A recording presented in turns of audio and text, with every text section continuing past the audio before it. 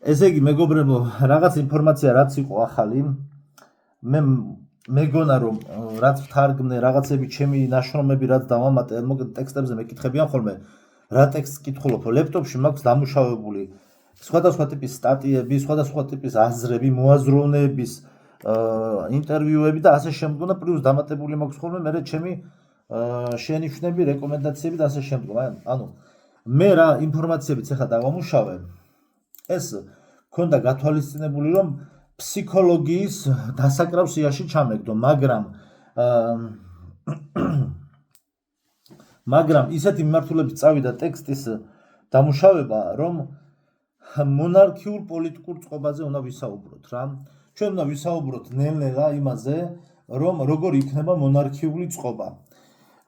იმიტომ რომ ამაზე პირდაპირ შემიძლია ვთქვა, რომ ჩემს გარდა არავინ არ ისაუბრებს და ვერც ისაუბრებენ, იმიტომ რომ ეს არის, არ ვიცი ხა როგორ გითხრათ, ნაწილ-ნაწილ რაღაცა ინფორმაციების გამოსვლები ხდება სხვადასხვა პირებისგან, მაგრამ თვითონ პოლიტიკური მოწყობა თან ახლებური როგორი უნდა იყოს, ну ეს მე შემიძლია წარმოადგინო და თუ ვინმე რაღაცა პრეტენზიები აქვს ხოლმე კაცო, არა მარტო შენ არ ახარ კაცო, გასაგებია რომ მარტო მე არა ვარ, მაგრამ უკეთესად თუ ვინმე შეგიძლიათ რომ წარმოადგინოთ, წარმოადგინეთ.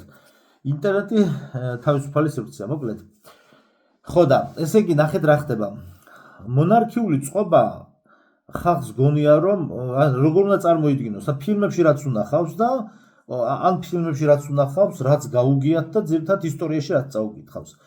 მაგრამ სინამდვილეში ბევრად სხვანაირი იქნება ახალი მონარქიული წყობა, იმიტომ რომ მონარქიული წყობა მოდის და მონარქიული რეფორმების ფენომენი უკვე ამუშავებულია საქართველოში და წარმოიდგინეთ რომ ციხეში ზიან პრეზიდენტი, პრემიერ-მინისტრი და წამყვანი პოლიტიკური ფიგურები. მე შემიძლია ვთქვა რომ მატრიცაში ერთადერთ პიროვნებას, ანუ როგორც ესე ვთქვათ, მოვლენას და ფენომენს შეეძლო ეს ენერგეტიკულ დონეზე ეს ყველაფერი მოეხდინა, რომ წამყვანი პოლიტიკური ფიგურები და წამყვანი პოლიტიკური თანამდებობის პირები ყოფილიყვნენ ერთდროულად ესე ამდენი ციხეში.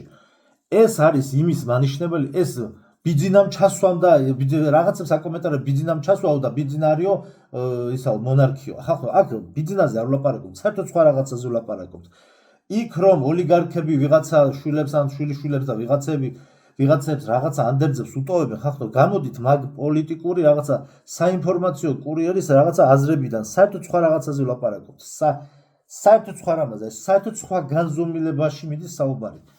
აქ არის საუბარი იმაზე, რომ ამუშავდა მექანიზმი, მონარქიული მექანიზმი ამუშავდა. როდესაც ჩვენ ვიცით, რომ და იცვლება წყობილება იცვლება. მაგალითად ახლა სიტყვაზე კორუფციასთან ბრძოლა, ну ჩვენ ხო ვიცით, რომ ეს ახლა ფეიკია, მაგრამ ეს კორუფციასთან ბრძოლა, არ ნახე როგორ არის თან ნამდვილია, თან ფეიკია, ორივე ერთდროულად არის. ანუ კი არას პრინციპი. მაგრამ დასაწყისისთვის ეს არის, თქვა, აი ის რო ვთქვათ რა, მაგალითზე რომ მოყვოთ, ხო? მაგალითზე რომ მოვიყვანოთ, რომ დასაწყისისთვის ეს არის, ესე იგი,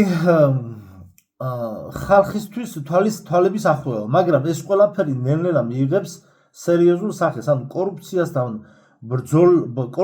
ბრძოლის ეს გარკვეული ტიპის პოლიტიკური თამაშები რეალობაში გადაიზრდება ნელ-ნელა. ანუ ამის რაზგონის აკრეფა ხდება. და ამ რეფორმებს ატარებს მონარქი. ანუ პირდაპირ შემიძლია გითხრათ, რომ მონარქი ატარებს და ამას სხვა ვერავინ ვერ გააკეთებდა. ну შესაძლებელია ეს გარკვეული ფარდის მიღმა ავტორიტეტების დახმარებით და მათი ხელით, მაგრამ ეს უკვე არის მონარქიული ენერგეტიკა მუშაობს რა, როგორც წინასწარმეტყველებაშია, რომ პოლიტიკას გაწმენდსო იმისგან როგორ თქვენ ქურდბაცაცა, ესე რო ვთქვათ, ქურდბაცაცა პოლიტიკოსებისგანო და ეკლესიასაც გაწმინდავსო მონარქიო, ასე ვთქვათ, არაწმინდა, ანუ ესე ვთქვათ, არა როგორ ვთქვა, მოიცა, შეუფერებელი სასულიერო პირებისგან, რაც საეკლესიო კანონმდებლობას, საეკლესიო სამართლს, რაც ეწინააღმდეგება და რასთან შეუფერებელია, გაწმენდსო. და პოლიტიკური წმენდა უკვე დაიწყო. ეს დასაწყისია და ბევრ რამეს შეცვლის. ეხლა ჩვენ ფსიქოლოგიური თავებით დავიწყებთ საუბარს. ეხლა რასაც წავიკითხავ, თავიდან შესაძლებელია რაღაცა სიტყვების რახარუხი გეგონოთ, მაგრამ გეუბნებით ეს არის ხახნო სიბრძნის საერთოდ სხვა დონე. მოусმინეთ, მე ერთი-ორი დღის მერე მოусმინეთ და მე კიდე მოусმინეთ. ოღონდ აი ხახვის ჭრის დროს და რაღაცების კეთების დროს არ მოусმინეთ, დაჯექით და კარგად მოусმინეთ, რასაც წაგიკითხავთ და რასაც განგიმარტავთ რა. ამ ესე ვთქვათ ვიდეოს ქვია მონარქიული პოლიტიკური ახალი წყობის არსი. პირველი თავი რა იქნება? ვიწყებთ ფსიქოლოგიიდან, შემდგომ ეგოზე გადავდივართ და მე გადავდივართ როგორ იქნება თქვათ მონარქიული ახალი წყობის ახალი პოლიტიკური მოწყობა საქართველოში. ოღონდ ეს არის ძალიან მცირე ნაწილი. მე კიდევ უფრო ბევრს მოვყვებით. პირველი თავის ესეთი სათაურია. მე ვრთავ ადამიანებს და ცხოვრების საკუთარ სიუჟეტს ვაძლევ. თითქმის ყველა ადამიანი გამორთულ მდგომარეობაშია. ისინი რაღაცას ეძებენ და სანამ ხალხი რაღაცას ეძებს, ეს იმაზე მიუთითებს, რომ მათ რაღაც არ ყოფნით, ანუ საკუთარი თავი, საკუთარი ცხოვრებისეული სიუჟეტი და სანამ ისინი ამ პერიოდში გამოთიშულები არიან, მანამდე საკუთარ თავებს ისინი სხვისი თვალით აფასებენ, მაგრამ მაინც გადაუკმაყოფილებლები რჩებიან და რადგანაც ხალხი გამოთიშულია, მათ მუდმივად ფონური დეპრესია აქვთ, რომელიც უკვე აღარც კი შეიმჩნევა და ცხოვრების ნორმადაც კი ითვლება, მაგრამ ეს ნორმალური არ არის. ნორმა ეს არის ჩართულობის მდგომარეობა. ამიტომაც ყოველი ადამიანისათვის ჩართულობა აუცილებელი პროცესია და მე ზუსტად ამას ვაკეთებ. მე ვრთავ ადამიანებს. ჯერ გამყავს მატრიციდან, შემდეგ ვრთავ და მერე ვაძლევ პირად ცხოვრებისეულ სიუჟეტს. მათთან ნამდვილად წარმოიქმნება ცხოვრების საინტერესო სიუჟეტი. მაგალითად, დღეს მე ურთიერთობა მქონდა ერთ ქალთან, რომელიც ჩემთან შეხვედრამდე საერთოდ არავინ არ იყო. ის იყო გამორთულ მდგომარეობაში და იგი საკუთარ თავს არავინ და არაფრად თვლიდა.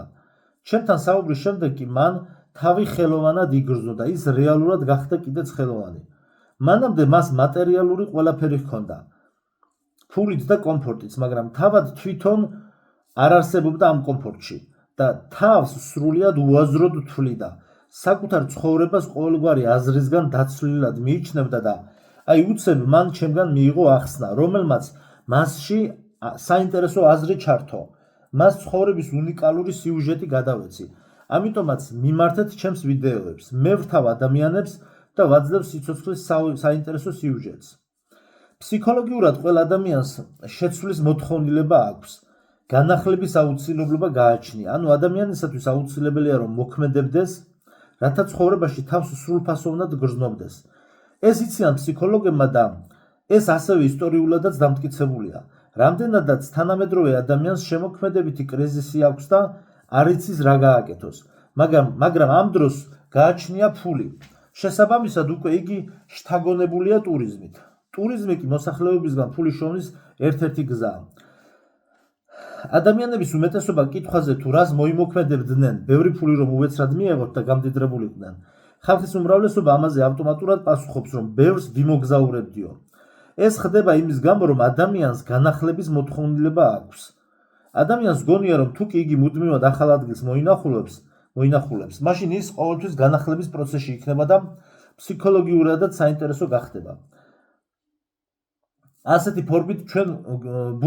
ფორმით ბუნება ჩვენ გვიბიძგებს, რომ ჩვენ გარკვეული განახლების აქტი ჩავიდინოთ.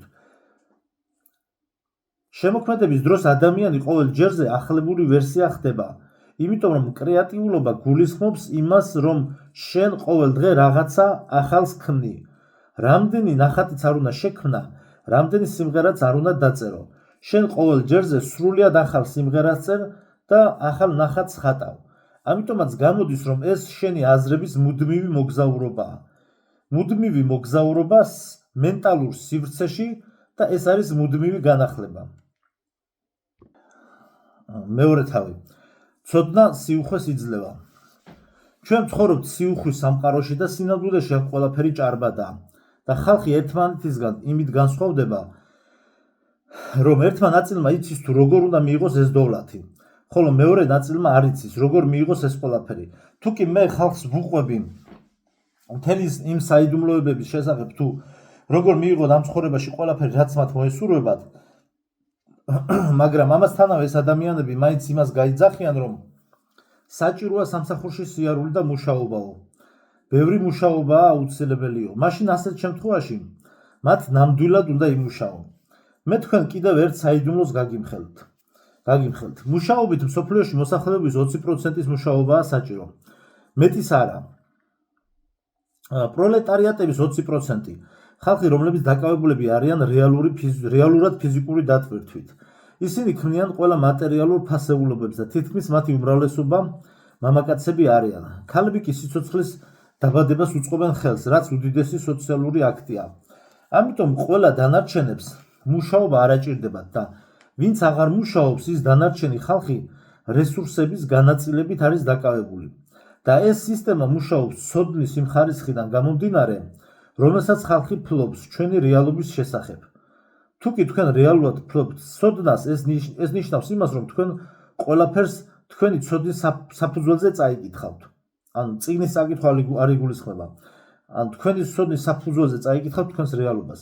ამიტომაც ამ ცოდნას მოპოვება ჭირდება და მე ვიძლევი ამ ცოდნას. და იმ შემთხვევაში თუ კი თქვენ აფასებთ ამას. აი რესურსების სანამ გავაგრძელებ რესურსების მართვასთან დაკავშირებით არის საქმე ესე. როდესაც ადამიანი არჩევნებზე მიდის, კიდევ ერთხელ გიმეორებთ, როდესაც ადამიანი არჩევნებზე მიდის და ფიქსირდება, რომ ის არჩევნებზე მივიდა და ნებისმიერი პარტია ან გადახაზა, ან შემოხაზა, ან სუდაგლიჯას არჩევნო ბიულეტენი ნიშნულობა არ აქვს, როდესაც ადამიანი ფიქსირდება, რომ არჩევნებზე მივიდა, მან მისცა სისტემას ხმა, ანუ ის არის მომუშავე პერსონალი, რომელიც სისტემას გარკვეული ტიპის, ესე ვთქვათ, ჯგუფს აძლევს ხმას, რომ მის მაგივრად გადაწყვეტოს ქვეყნის რესურსების ბედი. აი მე აქ რაზეც ვისაუბრე, ზუსტად ეს არის, ესეა, რომ ხალხის ერთმა ნაწილმა იცის, როგორ ხდება რესურსების განაწილება და ხალხის მეორე ნაწილმა ეს არ იცის. აი ხალხის მეორე ნაწილი არის ის, ვინც დადის არჩევნებზე და აძლევს ხმას და ხალხის აი არჩევნებში ვინც იღებს მონაწილეობას და გარკვეული სხვადასხვა პარტიები ვინც არიან დანარჩენები, აი იქ ვინც გადავიდა იმ ხარეს, იმათმა იციან, რომ მუშაობა საჭირო არ არის და ისინი არიან დაკავებულები, არ აქვს მნიშვნელობა პარტიებს რა ქვია. შენ გულზე ვინ გეხატება, ვის მხარეს ხარ. ეგეც სპეციალურად არის გაკეთებული. აი ეგ პარტიები საერთოდ ყველა არიან დაკავებულები რესურსების განაწილებით. ანუ ის რესურსი, რომელიც წესით ყველას ეკუთვნის, შენ სატელევიზიო პროპაგანდამ დაგაჯერა, რომ შენ რაღაცა მთავრობის არჩევის უფლება გაქვს და რაღაცა მთავრობა შენ გემსახურება. ეს ყველაფერი ხალხო ბოდვა. აი უბრალოდ არის რა, არათანაბარი, არათანასწორი პირობები შექმნილი დედამიწაზე თავიდანვე, როდესაც მე-19 საუკუნეში, მე-18 და მე-20 საუკუნეში, როდესაც ჩატვირთეს ადამიანები, შემოიყვანეს წინა ცივილიზაციებზე რა ხდებოდა წინა პერიოდებში, იმას თავი გავანებოთ, ამ პერიოდში, ამ ცივილიზაციურ ჩატვირთვაში სპეციალურად გაკეთდა ასე, ალბათ შეიძლება ერთ-ერთი ექსპერიმენტი ეგ არის, რომ ესე არათანაბარ პირობებში თუ ჩაასახლებ, აი თქვა მონოპოლიას თამაშია ჩათვალეთ, რომ არათანაბარ პირობებში თუ ჩაასახლებ ხალხს, რომელი ქვეყნები შეძლებენ თანასწორ უფლებიანობის მიღწევას. ხდებით? თანასწორ უფლებიანობას ჩვენთან ახლა უძახიან ისო სხვადასხვა გადახრები რო აქვს ვიღაცებს და ვიღაცებს თავიანთ რაღაც ფანტაზიები აქვს. ყველა ამ მე უნდა ვაღიარო მის ფანტაზიები. მოდი მეც მაღიარო, მე ვიძახი რომ მე ვიძახი რომ აი ხო ვიღაცა ხო იძახის საგიჟეში რომ ნაპოლეონი ვარო. მე ვიძახი რომ ნაპოლეონი არ არსებობდა თქო. რატო არ აქვს ჩემ აზრს მაშინ უფლება? აი ყველანი ეგენი მოტრიალდებიან და მე მეთქვა რომ შენ გიჟი ხარ, რომ დაჟე ის გიჟიც კი იმას მაგათ ხარეს დადგება. ანუ ხვდებით რაზე ლაპარაკი რომ არათანაბარ პირობებში შემოყარეს ხალხი, მდიდრები ცალკე ღარიბები ხალხი და ალბათ ეს არის ერთ-ერთი ექსპერიმენტი. აქ სხვა ტიპის ექსპერიმენტებიც მიდის, მაგრამ რომ აი ეს ხალხი, ან რომელი ქვეყანა, აი ამ მსოფლიოდან რომელი ქვეყანა შეძლებს, რომ თანაბარ უფლებებზე გადავიდეს. ანუ როდესაც შენ არჩევნებზე მიდიხარ, კიდევ ერთხელ გეუბნებით, ვინ წავა, ვინ არ წავა, ჩემ საქმე არ არის, მე გეუბნებით, როდესაც არჩევნებზე მიდიხარ, შენ აძლევ შენს მაგივრად ნებას, შენ ეუბნები რომ მე შენ ნებას ქრთავ, აი მაგალითად რატომ გაყიდა ამ პარტიამ, ან მთავრობამ ესმის, შენ მიეცი უფლება და იმიტომ გაყიდა. შენ ეუბნები რომ მე შენ გაძლევ 4 წლით უფლებას, რაც გინდა გაყიდე, რაც გინდა იყიდე, ბიუჯეტს რაც გინდა ისუქენ და აი ამის უფლებას აძლევს სინამდვილეში. იქ რო არის გაწერილი ისინი რა ქვია, კონსტიტუცია ხახო დაწერილია ხალხისთვის. დანარჩენი, ნახეთ რაზეა საუბარი, დანარჩენი, ანუ ესე ვთქვათ, მთავრობის მიმართულებით, პარტიების მიმართულებით რა კაი ბრიფინგებს რომ მართავენ, ის ხალხი, ვინც დგას, ისინი არიან ჭკვიანები. ანუ ისინი არიან დაკავებულები ჩვენი და ყველასი ჩვენი რესურსების განაწილებით. და ამის ნებას ვთავთ ჩვენ და ჩვენ ვაძლევთ ამის უფლებას. ჩვენ მოვუნებით რომ მოდი გაძლევ შენ უფლებას, განაწილე რესურსი. აი მე რო შევალ ტყეში და გამხმარ წაქცეულ ხე, აი არჩევნებზე შენ ასე უნები წია ამ პარტიას რომ მე როცა შევალ ტყეში და წაქცეულ ხეს, ნედლი მოვჭრა კი არა, წაქცეულ ხეს რო არის წაქცეული და გამოვიტან გლეხი, შენ უნდა მოხვიდე და დამაჯარიმო. აი შენ ეუბნები არჩევნებზე ამით პარტიას. მე შენ ხმას იმისთვის გაძლევ, შენ მე დამაჯარიმო და ის რესურსი რაც მეც მეკუთვნის და შენც გეკუთვნის და თქვა ეს ხე რო გდია, ნახევარ ჩემია, ნახევარ შენია, შენ მეუბნები რომ ეს მთლიანი ხე შენია და თან პლუს დამაჯარიმო კიდე წამართო ფული ზევიდან. აი ეს არის დღევანდელი კაპიტალისტური მოწყობა. ამიტომ ესე ხდება.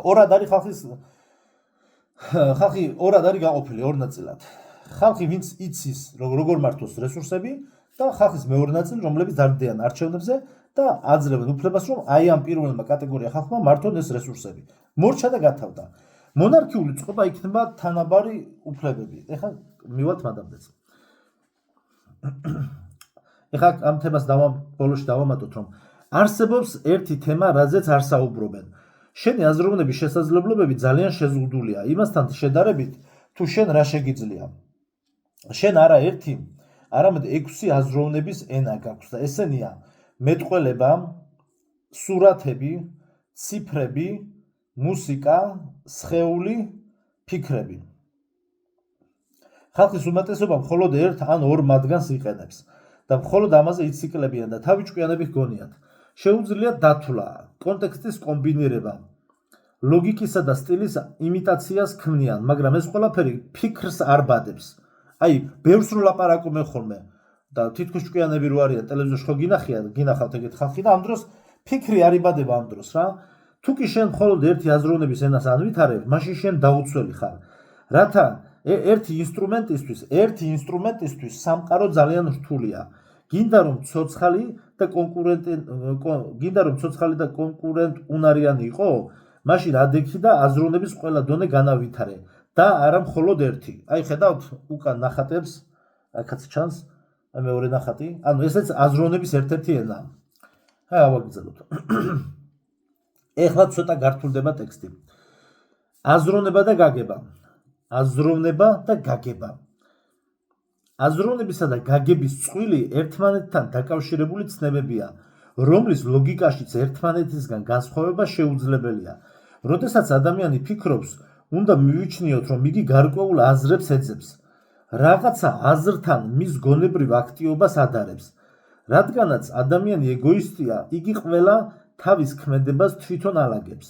თუ კი ჩვენ ადამიანს შევადარებთ ჭიანჭველას, მაშინ თუ კი ადამიანი რომელიმე ოთახში შევა, ის შეიძლება იწვეს, ტიროდეს, იცინოდეს, იჯდეს, ტელევიზორს უყურებდეს და ასე შემდეგ. ანუ მას შეუძლია აბსოლუტურად ნებისმიერ რამე აკეთოს. იმიტომ რომ ამ ქმედებების მნიშვნელობა მხოლოდ საკუთარ თავთან არის შედარებული, რაც უნდა იმას აკეთებს. ჭიანჭველას ტვინში გაგებისა და გააზრების ოპერაცია აქვს.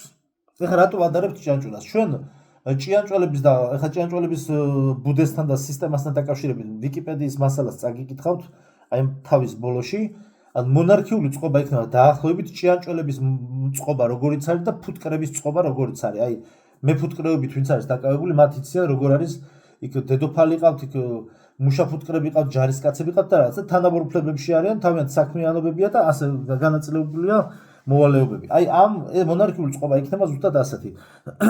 და აი აქაც კარგად ემთხვევა ეს შედარება. აი ხა უყურეთ.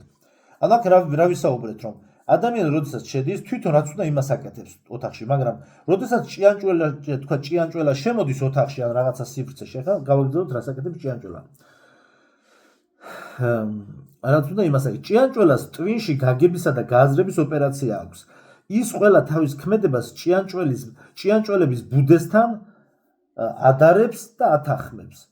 ფორმა და ინსტრუქცია, რომელიც მუდმივად მის ჭიანჭველურ ტვინშია და ამიტომაც ოთახში შესულ ჭიანჭველას არაფერი სხვით დაკავება არ შეუძლია, იმის გარდა, ვიდრე ჭიანჭველების ბუდისთვის საჭირო ტოტის მოძებნაა. თუ კი იგი ამ პატარა ტოტს იპოვის, ის ამ ტოტს წაიღებს ბუდეში და თუ იქ ტოტი არ იქნება, მაშინ ჭიანჭველა მყისიერად დატოვებს ოთახს და არც ტირილს დაიწყებს, არც სადმე წამოწვება ან ჩამოჯდება და ასე შემდეგ. ანუ ჩვენი ადამიანების საქმიანობით, როდესაც ტელევიზორს ვუყურებთ ან რაიმე დასასვენებელი აქტივობით ვართ ოთახში დაკავებული, ამ ქმედებით ჩვენ არაფერთან არ ვადარებთ ჩვენს მოქმედებას. ასე ვთქვათ, ყველა ადამიანი თავის მოქმედებას მხოლოდ საკუთარი ცხოვრების აზრთან შედარებას ახდენს და ასე ფიქრობს, რომ მე აქ დავისვენებ, იმ ადგილზე გავერთობი, იქ წოდას წავიმუშავებ და ასე შემდეგ. საერთო ჯამში ჩვენში გაგება არ არსებობს. ანუ გაგებამდე ვერ მივდივართ. საერთო ეროვნული და საერთო სოციალური გაგება არ არსებობს. არც ცალკე აღებული ქვეყნებში მაცხოვრებელი მოქალაქეების საერთო გაგება არ არსებობს და ასევე არ არსებობს კაცობრიობის დონის საერთო გაგება. ყველა ადამიანი მიიჩნევს, რომ იგი დამოუკიდებელია. ეს სამართლიანია და მას თავად შეუძლია გადაწყვიტოს, რა გააკეთოს და თან ისე, რომ თავისი ცხოვრება და ქმედება სხვა ადამიანების სოციუმის ან მთელი კაცობრიობის ქმედებებს არ შეადაროს. მაგრამ არსებობენ ადამიანები, რომლებიც საკუთარი თავისთვის არ ცხოვრობენ. მაგალითად, მშობლები და ისინი მთელ თავიანთ ქმედებას საკუთარ შვილებთან მიმართებაში ადარებენ. ეს არის მათი ისტორიულად ეგოისტური, სუბიექტურად სასარგებლო საგნის გაგება. მე ბავშვისთვის ვცხოვრობ. მას ყველაფერს ვყიდულობ და ყველაფერს მოვითმენ მის გამო. არსებობენ ასევე ადამიანები, რომლებიც ყველა თავიანთ ქმედებას გარკვეულ გართობასთან ადარებენ. ანუ ის ამ ყველაფერს აკეთებს, რადგან ამა თუ იმ იდეით არის გატაცებული. კაცობრიობის განვითარების პირველი ეტაპი არის, როცა ჩვენ ყველა საკუთარი თავების გამო დავრბივართ და საქმიანობთ და საბოლოო ჯამში ეკონომიკური მოდელი ფორმირდება, რომელშიც თითოეული საკუთარ დახელს დგავს და დაკავებულია პროდუქციის გაცვლით. ხოლო კაცობრიობის განვითარების მეორე ეტაპი იქნება, როცა ხალხი საკუთარი ქმედებების გააზრებას დაიწყებს და ყველა თავის ქმედებას თელს მსოფლიოსთან მიმართებაში შეადარებს. ამის მერე უკვე ყველა თავისთვის სირბილს აღარ მოყვება და იქნება ცენტრი, რომელიც გადაწყვეტილებებს მიიღებს და ყველა დანარჩენები დაიწყებენ მოქმედებას, იმისათვის, რომ მთლიანი საზოგადოება აყვავდეს.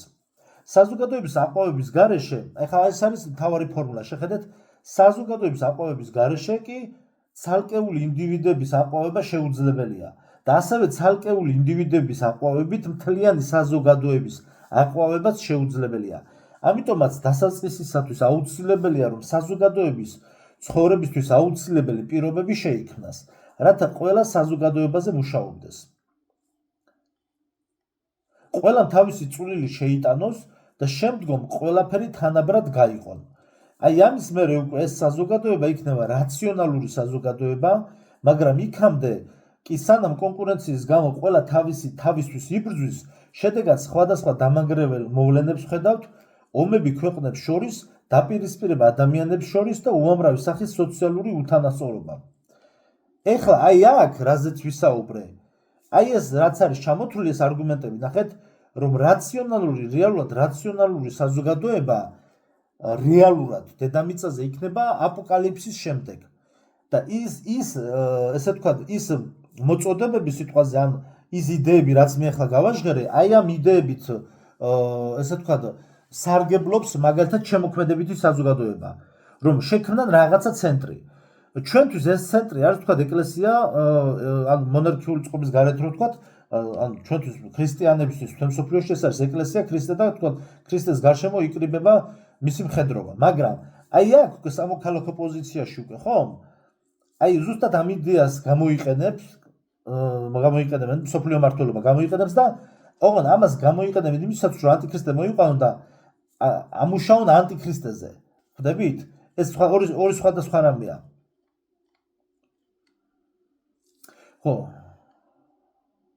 აქ სამსახურები მხოლოდ მცირე რაოდენობა ხალხზე იგულისხმება, დანარჩენი კი საერთო დოვლათის შექმნაზეა საუბარი, სოფლის მეურნეობა ძირითადად.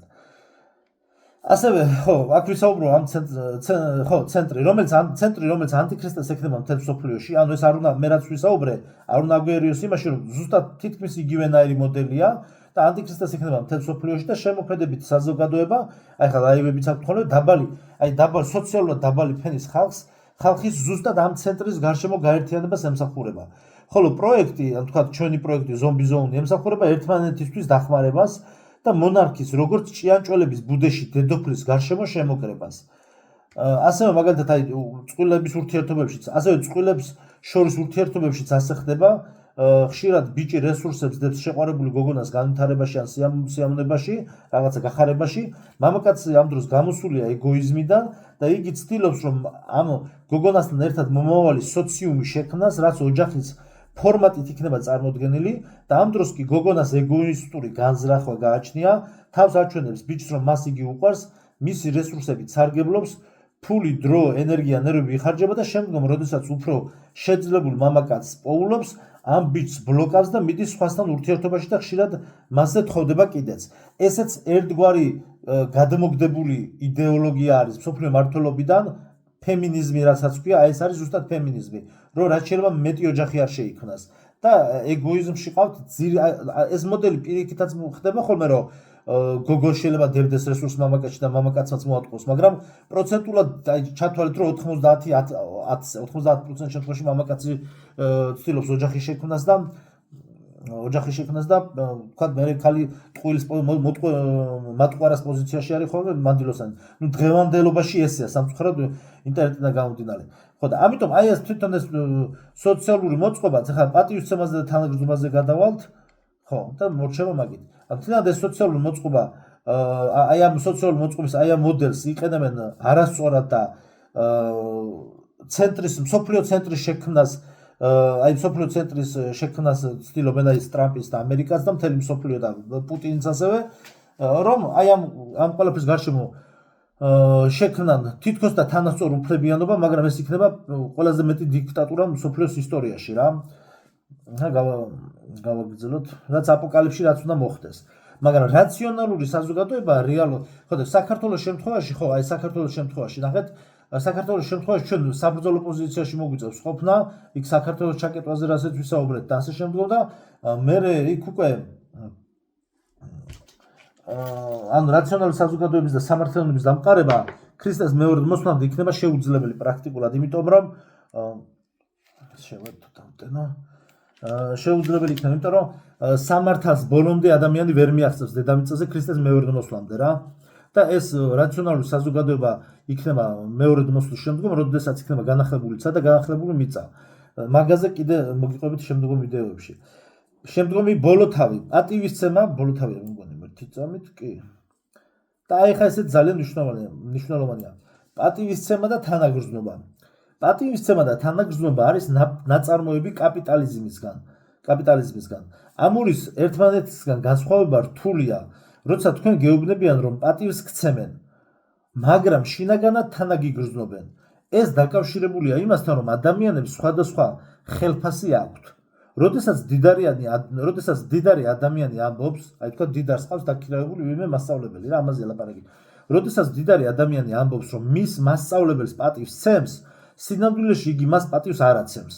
პატივისცემა ეს არის თანასწორობის აღიარება. პატივს ცემს არსობრივად ეს იმას ნიშნავს, რომ აღიარებ, რომ მასწავლებელიც იმავეს და იმდენივეს იმსახურებს, რამდენსაც შენ. აი მაგალითად პროტესტი რაზე აქვს, ხო სიტყვას მოქალაქეებს, ხო ზოგი რუსთაველზე დგას თუ ზოგი Facebook-ზე დგას თუ კომენტარებში დგას, რა მნიშვნელობა აქვს. რატომ ანუ მთელი რა საქართველოს ისტორიის განმავლობაში რატომ მაქვს მე თქვა 400 ლარი პენსია, 30 ლარი შემწეობა, 100 ლარი შემწეობა და რატო აქვს პარლამენტარს 15000 ლარი. 15000 ლარი ხელფასი გაუხდა, 10000 გაუხდა და ასე შემდგომ, ხო? ამიტომ ჩვენ უნდა ვიცოდეთ პატივისცემისა და თანაგრძნობის რეალური გაგება. როდესაც შემდგომ არჩევნებზე სიტყვაზე მოვა ეს ახლანდელი დეპუტატი, რომელიც სიტყვაზე მოვა და გეტყვის რომ კიდე ამერჩიე მეო და ესე ჩაგიხუტება და პატივს გცემო შენ ან პატივისცემას გაგრძნობინებს, უნდა იცოდე რომ შენის პატივს არ გცემს, იმიტომ რომ მას 15000 ლარი აქვს ხელფასი და შენ გქონდა 400 ლარი ხელფასი. ანუ ეს ნიშნავს იმას რომ იქამდე ანუ პატივისცემის რეალური აღიარება არ მოხდება, ეს აქტი არ განხორციელდება იქამდე, სანამ ეს 15000 ლარი არ დაიყოფა, გაიჭრება, გამოიჭრება მნიშვნელობა არ აქვს, სანამ დეპუტატსაც და შენს მასწავლებელს არ გიქნებათ ერთნაირი ხელფასი. სხვანაირად ჩვენ ვერ მივიღებთ თანასწორ უფლებიან საზოგადოებას. ამიტომ უნდა 100 ლარი მოგვიმატეთ და 200 ლარი ვეხვეწოთ კი არა. ყველას უნდა გქონდეს თანაბრად განაწილებული უფლებები. და ეს ექსპერიმენტი ჩვენ საქართველოში ეს უნდა ჩავაბაროთ, რომ ეთქვათ ეს ექსპერიმენტი და ამ ექსპერიმენტმა უნდა გაამართლოს, უცხო ცივილიზაციებმა შექმნეს, რომ ჩაგტვირთეს და ამ იდეით ქნეს თუ არ ქნეს, ყველა ვარიანტში ჩვენ ამ შედეგებამდე უნდა მივიდეთ. გავაგრძელოთ ხა? ამიტომ სინამდვილეში იგი მას პატივს არ ასცემს. პატივისცემა ეს არის თანასწორობის აღიარება. პატივისცემს არსობრივად ეს იმას ნიშნავს, რომ აღიარებ, რომ მასწავლებელიც იმავეს და იმდენივეს იმსახურებს, რამდენსაც შენ. თანაგრძნობა კი საერთოდ ეგოისტური ხარისხია. ადამიანს თანაუგრძნობენ მაშინ, როცა არასასიამოვნო სიტუაცია აქვს. მას ვერაფრით ვერ ეხმარებიან და უბრალოდ ვიზუალურად ქმნიან ილუზიას, რომ თითქოს და ის ვითომს და წუხს ამ ადამიანზე. ძალიან ხშირად არის ხოლმე ძირითად ადამიანური ფაქტორია, პანაშვიდებზე და გასვენებებშია ძირითად ყველაზე მეტად გამოხატული, რომ ადგილზე მოსული პანაშვიდზე მოსული ადამიანების უმეტესობა არ თანაუგრძნობს სინამდვილეში, ვინც ის არის, მგლოვიარე ვინც არის, იმას სინამდვილეში არ თანაუგრძნობს, უბრალოდ ამისი ფორმალური და ესეთი დიპლომატიური გამოხატულობა ხდება. დაახლოებით რომ შევადაროთ ეგ არის. და არასასიამოვნო სიტუაციაა და ვერაფრით ადამიანს როგორ დაეხმარები, მკვდარს ვერ უცოცხლობ, ხო ხვდები და დაახლოებით კიდე არის მსგავსი ბევრი სიტუაცია. უბრალოდ ვიზუალურად ქმნიან ილუზიას, რომ თითქოს და ის ვითომს და წუხს ამ ადამიანზე. რეალურად ამ პირველ ადამიანს მეორე ადამიანს მიმართ, რომელიც არასასიამოვნო სიტუაციაშია, სინამდვილეში იგი მასზე არც წუხს და არც თანაუგრძნობს მას. ვიზუალურად ამის გამოხატვა შეიძლება რომ წარმოაჩინოთ როგორც პატივისცემა, მაგრამ ეს პატივისცემას არ წარმოადგენს. იმისათვის რომ პატივისცემა წარმოიშვას, უნდა მოვაშოროთ თანაგრძნობა. ანუ ადამიანისთვის უნდა შეიქმნას სიტუაცია, როდესაც ის იცხოვრებს სრულყოფილი ცხოვრებით და აი ამის მერე შეიძლება მისი პატივისცემა. ანუ ადამიანი როდესაც არის სიტყვაზე დაჩაჩანაკებულ მდგომარეობაში და აფთიაქში წამალს ვერ ყიდულობს, ხო? ანუ მას არ აქვს სრულყოფილი ცხოვრებით ნაცხოვრები. ან მას პატივი შე როგორ უნდა წე? როგორ უნდა წე პატივი გეკითხებით. ახალ წელს კამერები რო უკან გამოყვება, რა ქვია, საჩუქრებს რო აჩუქებ? ანუ ეს ხო ფარსია. ანუ მონარქიული რეფორმები რაც დაიწყო უკვე და ეს რეალურად ესე ვის ჯერა ვის არა მე მაგრამ არ მაინტერესებს და არც არავის არ აინტერესებს ექსპიდაბლ გეუნებით. ეს დაიწყო. მონარქიული რეფორმები გულისხმობს იმას, რომ ეს ფარსი რაც არის, უნდა ამოტივტივდეს ზედაპირზე და ჩვენ დავინახოთ და დავარქვათ, რომ ეს არის ფარსი. ჩვენ ხო ვერ დავეტაკებით, თქვა, ვისაც 15000 ლარი აქვს და იმ 15000-ს ვერ წავართმევთ, მაგრამ ჩვენ პირველ ეტაპზე უნდა დავარქვათ ყველაფერს თავის სახელი.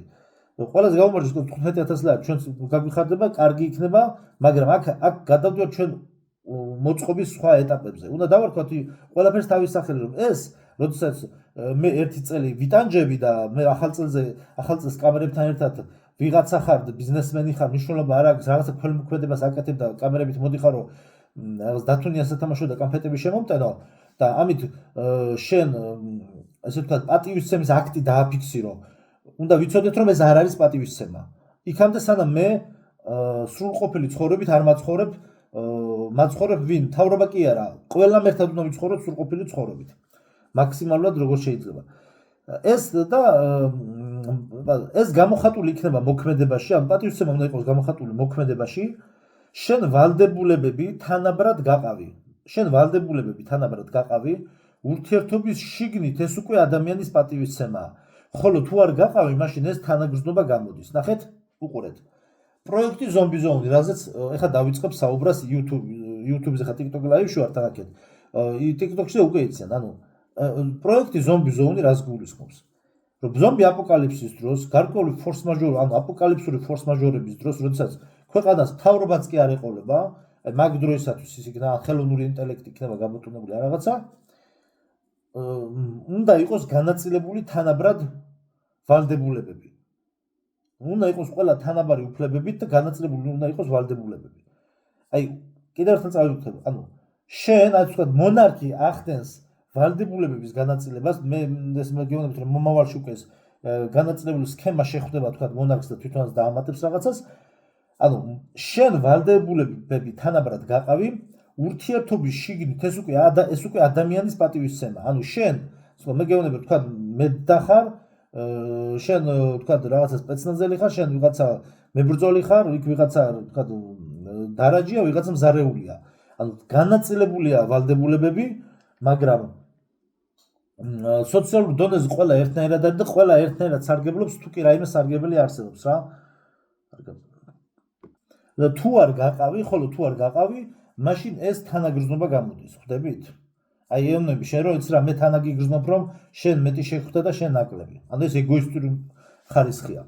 მეწარმეს შეუძლია რომ სამუშაოზე ხელფასის დიდი ნაწილი მან აიღოს და ის ამ ნაწილს ვერაფერს ვერ მოუხერხებს. აქ თვითონ რო დახარჯავს ეგ არის გულისხმობა, სხვა რამეზეა ლაპარაკი. განაწილება არ შეუძლია. იმიტომ რომ ესაა ლოგიკა, რომელიც ჩვენ გადმოგვინერგა იმ ცივილიზაციამ, რომლებმაც აქ ჩაგვასახლა. მათ აქ კაპიტალიზმი შექმნეს და წესები დაამყარეს, რომელშიც ხალხის ერთი ნაწილი პირდაპირ ეგრევე მდიდრებად ჩატვირთეს, მეორე ნაწილი კი ღარიბებად. ანუ პირდაპირ მოხდა მდიდრების ჩატვირთვა და პირდაპირ ღარიბების ჩატვირთვა. ამიტომაც არის თაობიდან თაობას რომ გადაეცემათ ეს სიმდიდრე. და ჩვენ უნდა შევძლოთ ხა ეს მსოფლიოში ვერ მოხერხდება ეს მთელ მსოფლიოში, მაგრამ საქართველოში რუსეთში არ ვიცი როგორ იქნება, მაგრამ საქართველოში ჩვენ მოახერხებთ თანასწორი უფლებების განაწილებას. ეს იქნება მონარქიული მოწყობა, იქნება აი ასეთი. და ეხლა წავიკითხოთ ჩვენ ჭიანჭველების შესახებ, რაც გითხარით. ახლა ვიკიპედიის მასალას გიკითხავთ. ჭიანჭველასებრნი წერების ოჯახი. სიფრიფანა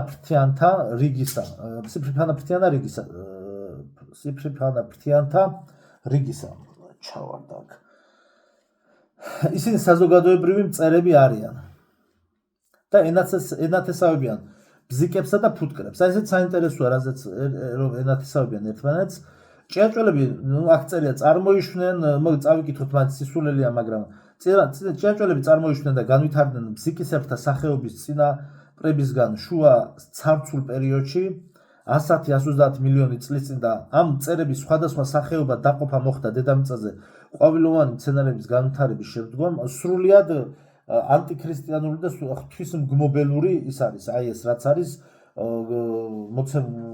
მონაცემები. აი საერთო 22,000 სახეობიდან ჭიანჭველების 12,500-ზე მეტი სახეობა კლასიფიცირებულია, რაც გამოწვეულია მათთვის დამახასიათებელი თავზე მიერთებული მოხრილი საცეცეებითა და სხეულის კვანძოვანი აგებულებით. ეს კი ბატონო, თქვათ ბიოლოგიური მონაცემებია, მაგრამ აი ეს რომ წერების სხვადასხვა სახეობა დაყოფა მოხდა, თითქოს თავისით მოხდა. ბიბლიაში წერია რომ ყველაფერი თავისი გვარის და მიხედვით და სახეობების და მიხედვით მოხდა განაწილება, გვარის მიხედვით და ოჯახების მიხედვით. ამიტომ ეს თავისი დაიყო, თავისი წარმოიშვა, ეს ყველაფერი არის სისულელე. მაგრამ ახლა ჩვენ გვაინტერესებს რა? აი ახლა ეს გვაინტერესებს. ჭიანჭველები როგორ ცხოვრობენ? ან ჭიანჭველები ცხოვრობენ რთულ ბუდეებში, სადაც ფრთიან მამლებსა და დედლებთან ერთად არის ერთი ან რამდენიმე კვერცხმდები უფრო დედალი, ანუ დედოფალი ბრჭყალებში დედოფალი და ბევრი უფრო მუშა. ანუ ეს მუშები არიან სქესობრივად განუვითარებელი დედლები რა. დედალი. მუშის სხეულის სიგრძე 0.8-დან 30 მმ-დან 30 მმ-მდე აღწევს რა. სიგრძე. დედალი ბევრად უფრო მსხვილია, რადგან მუცელი გამოვსებული აქვს კვერცხებით. ჭიანჭველებს მღრღნელი ტიპის პირის აპარატი აქვთ. ზოგჯერ ოჯახები ქმნიან კოლონიებს, რომელთა შორისაც ხდება საკვებისა და ინდივიდების გაცვლა. წელიწადის თბილ დროს ფრთიანი დედალ-მამალი ჭიანჭველები ტოვებენ ბუდეს საქორწინო ფრენისთვის. დაწყვილების შემდეგ მამალი კვდება, დედალი კი კარგავს ფრთებს და იწყებს ახალი ბუდის შენებას. ჭიანჭველები ცხოვრობენ კოლონიებად დაწყებული მცირე ზომის ჯგუფიდან, რომელიც შეიძლება ცხოვრობდეს პატარა ბუნებრივ ღრმულებში. დამთავრებული რთული სტრუქტურის ორგანიზაციით, რომლებიც შეიძლება იკავებდეს უზარმაზარ ტერიტორიას და მისი კოლონია შედგებოდეს მილიონობით ინდივიდისაგან. დიდი კოლონიები ხშირად შედგება უნაყოფო და უფრთო მდედრი ჭიანჭველებისგან, რომლებიც გააერთიანებულნი არიან მუშების, ჯარისკაცების ან სხვა სპეციფიკურ ჯგუფებში. თითქმის ყველა კოლონიას ჰყავს რამდენიმე ნაყოფიერი მამრი და ერთი ან მეტი ნაყოფიერი მდედრი, რომელსაც ეძახიან დედოფალს.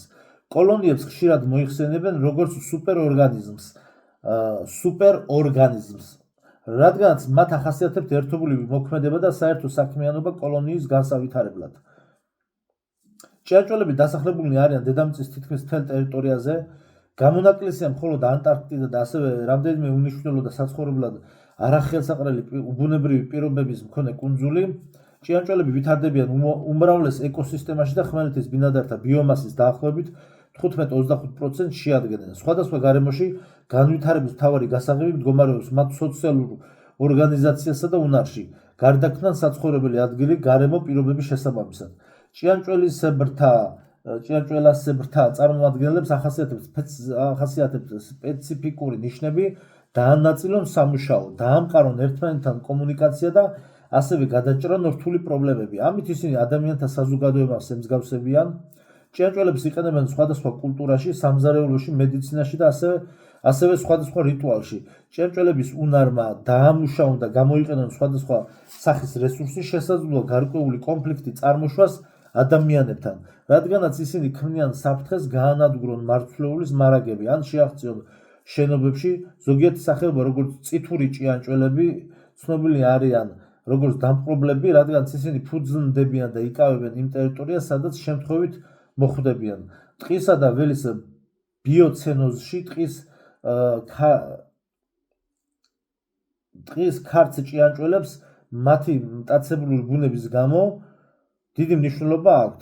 მათ იყენებენ ტყის მავნებლების წინააღმდეგ და ამიტომ ხელოვნურადაც ავრცელებენ. ზრუნავენ როგორც ჭიანჭველასებრთა, ისე მათი ბუდეების დასაცავად. საქართველოში ჭიანჭველების 102 სახეობა და 23 ქვესახეობა აღნიშნული. ეს მორჩა. აი ნახევარწრიას სხვადასხვა გარემოში განვითარების მთავარი გასაღები მდგომარეობს მათ სოციალურ ორგანიზაციასა და უნარში, გარდაქმნან საცხოვრებელ ეს არა. ჭიანჭველისებრთა არ მოიცადა ეს კი არა. რადგან სუპერორგანიზმი, რადგან მათ ახასიათებთ ერთობლივი მოქმედება და საერთო საქმიანობა კოლონიის განსავითარებლად. აი მაგალითად ავიღოთ ჩვენ დღევანდელობას რომ შევადაროთ. ჩვენ ეს არის გამოწვეული რა ზოგადად მთლიანად ქვეყანაში ეგოიზმიდან გამომდინარე. მოთოვა, აი 2 დღე მოთოვა, ხო? მთელი ქვეყანა ჩაკეტილი ამ დროს.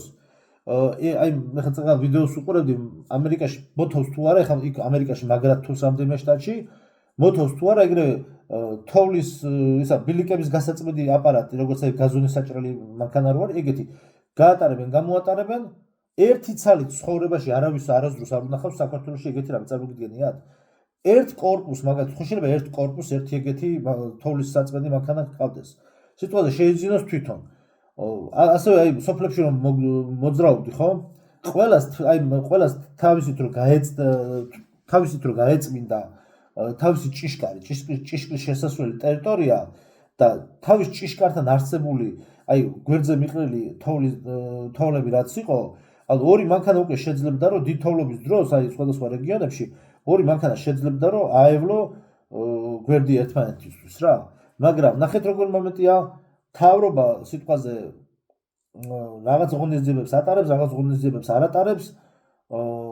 ანუ ხალხი მთავრობას ელოდება, მთავრობა ხალხს ელოდება. და იქ ხა დეტალებში აღარ შევალ მე, ხო ხტებით, კანონი კრძალავს რაღაცებს ლაპარაკს. ანუ როდესაც ეს სისტემა იქნება, ნახეთ გერმანიაში როგორ არის. გერმანიაში არის როგორ შენს ღობესთან და ჭიშკართან რო თოვლი რო დაიდო, იმას თუ შენ არ გაწმინდავ, ლაფატკით აპარატებით და რაღაცებით და იქ რო ვიღაცა წაიქცევა და ფეხს მოიტეხავს და ხელს მოიტეხავს, შენ მოგივა ჯარიმა. აი მე ვსვამ ეგეთ შეკითხვას, რატო არ შეიძლება რომ ავიღოთ ერთი მოდელი თქვა ამერიკის, ავიღოთ მეოხონკინათ დასავლეთი, ავიღოთ მეორე მოდელი გერმანიის მოდელი. რატომ უნდა დაველოდოთ მთავრობას, რომ როდის შემოიღებს ამ კანონს და ხომ იცით რომ დარწმუნებული ხო ხართ რომ აი ამ კანონს აუცილებლად შემოიღებს. ანუ მე ადამიანები იტყვიან რომ ჩვენ დამატებითი ჯარიმა დაგვადეს კისერზე. მოდი, ამიტომ ჩვენ გავაკეთოთ ესეთი რამე, აი ჭიანჭველების მოწყობას მივბაძოთ, ცოტა გერმანელებსაც მივბაძოთ და ცოტა ამერიკელებსაც კარგში მივბაძოთ რა ჯობია, ხო?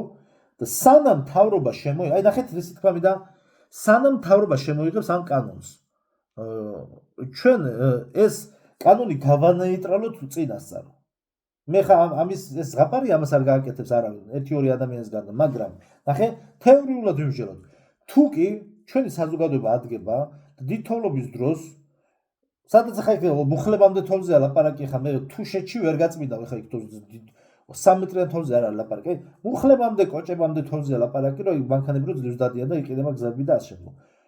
მოდი ჩვენ გავწმინდოთ ჩვენ ჭიშკრის და ჩვენ კორპუსების და ბილიკები და ეს ტერიტორიები და ამით ჩვენ ესე თქვა ხელს შეუშლით რომ მთავრობამ შემოიღოს დამატებით ახალი ჯარება და დაჟე რომ შემოიღოს რომ სიტყვაზე შენი სახლის წინ რომ ფეხს მოიტეხავს რატო თოვლის განატო არ გაწმინდებოდ და დაგაჯარიმებენ ანუ სანამ მთავრობა და რომ შემოიღოს შენ უკვე მომზადებული იქნები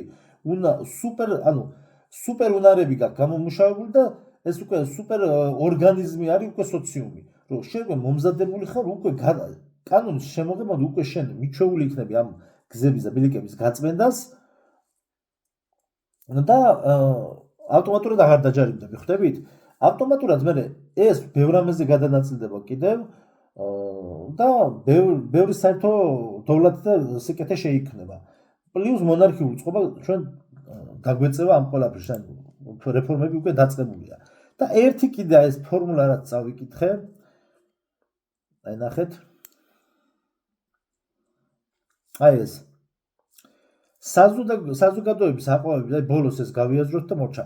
საზოგადოების აყვავების გარეშე კი ცალკეული ინდივიდების აყვავება შეუძლებელია და ასევე ცალკეული ინდივიდების აყვავებით მთლიანი საზოგადოების აყვავება შეუძლებელია. ანუ ამ შემთხვევაში ჩვენ საქართველოს შემთხვევაში იგულისხმება ცალკეული ინდივიდები, აი მეორედან დავიწყოთ. ცალკეული ინდივიდების აყვავება რა არის? ჩინოვნიკები რომ გამდიდრდნენ, ხო? ანუ ჩინოვნიკების გამდიდრებით საზოგადოების აყვავება შეუძლებელია და არც მომხდარა მსგავსი რამე, ხო? და ასევე საზოგადოების აყვავების გარეშე ცალკეული ინდივიდების აყვავება შეუძლებელია. აქ უკვე იგულისხმება საზოგადოება თუ არ აყვავდება, არც მე და არც შენ და არც სხვას ეს არ შეეხება. იქ ეგოისტურ ფორმატში თუ ჩინოვნიკები თუ აყვავდნენ იმათი ნახევარი მკვდარია, ნახევარი კიდე ციხეშია. ნახევარი კიდე გაქცეულია, იმიტომ რომ ამუშავდა მონარქიული რეფორმა. შესაბამისად, კიდევ ერთხელ ვიმეორებ, საზოგადოების აყვავების გარეშე ცალკეული ინდივიდების აყვავება შეუძლებელია და ასევე ცალკეული ინდივიდების აყვავებით მთლიანი საზოგადოების აყვავებაც შეუძლებელია. ანუ აი ამ მოდელს, რასაც მე ანტიქრისტეს სამყარო გამოიყენებს სოფლიოზე, ჩვენ ამ მოდელს გამოვიყენებთ მონარქიული, ანუ მონარქი მოვა ბოლოს, აი ბოლოს მოვა. აი, როდესაც საზოგადოება თავის თავში წარემოქმნის ამ თანაბარ უფლებიანობას და მონარქი იქნება უბრალოდ აი ამ ყველაფრის მასტიმულირებელი, როგორც ჭიანჭველების ბუდეში და ფუტკრების ბუდეში, თქვა ის დედოფალი, ჭყალებში დედოფალი ბადებს მუშა ფუტკრებს და მუშა ჭიანჭველებს, მონარქი იქნება ასე რეალობების დამბადებელი, ის ვინც შექმნის მატრიცაში რეალობებს. ანუ მონარქი ავტომატურად რა თქმა უნდა, მაგას ბევრი ლაპარაკი არ უნდა რომ თავარი მოთამაშე გამოდის ქვეყნის და ის ქმნის რეალობას, ის დაბადებს რეალობებს. რის გარშემოც შემოიკრიბება ხალხი. ანუ როდესაც ადამიანები სვამენ რომ რაში გვჭირდება ჩვენ მონარქი შეგჭირდება იმისათვის რომ მან დაბადოს რეალობა მატრიცაში. აი ამის თქმა მინდოდა. ეს იქნება მატრიცი, ეგვიპტური მატრიცის დასაკრავსიაში, მონარქთან დაკავშირებით არის ეს თემა და ამიტომ ეგვიპტური მატრიცის დასაკრავსიაში იქნება ეს ვიდეო YouTube-ზე.